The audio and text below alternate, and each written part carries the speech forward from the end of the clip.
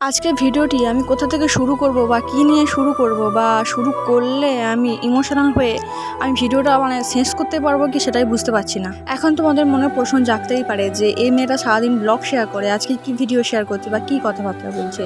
হ্যাঁ, আজকের ভিডিওটা আমার জন্য খুবই ইমোশনাল ভিডিও। আর আজকে হচ্ছে কি আমার দাদার 7তম মৃত্যুবার্ষিকী। আমার দাদা ছিল, সে আর এই পৃথিবীতে নেই, চলে গেছে না ফেরার দেশে। আজ থেকে ঠিক 6 বছর আগে আমাদের সবাইকে কাঁদিয়ে এই পৃথিবীর মায়া ত্যাগ করেও চলে গেছিলো। একটা অ্যাক্সিডেন্ট হয়েছিল আমারই দাদা। তো ইচ্ছা ছিল ওর ফটোর সামনে একটা গোলাপ বা একটা সাদা মালা দেব, কিন্তু আমার কাছে ওর কোনো সিঙ্গেল ফটো ফ্রেম ছিল না, তো সেই জন্য মালাটা দিতে পারি। আমারই একটি গাছের গোলাপ আমার গাছ থেকে তুলে আমি স্পেশালি ওর জন্য ওর ফটোর সামনে উৎসর্গ করলাম।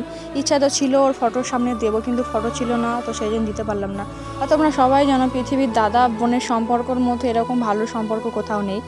যার দাদা নেই তার পৃথিবীতে কিছুই নেই, হাফ প্রোটেকশন তুমি এখানেই খয়ে ফেলেছো। দাদা বাবার পর একজন শাসনকর্তা, দাদা থাকলে তোমার প্রোটেকশনের কোনো দরকার হয় না। কিন্তু দেখো, মানুষ চলে গেছে, মানুষের স্মৃতি কিন্তু রয়ে গেছে। একবার সরস্বতী পুজোর সময় খুব বায়না করেছিলাম, নিজে আমাকে নিয়ে দোকান থেকে পছন্দ করে এটা আমাকে কিনে দিয়েছিল, আর আজ সে পৃথিবীতে নেই। দেখো।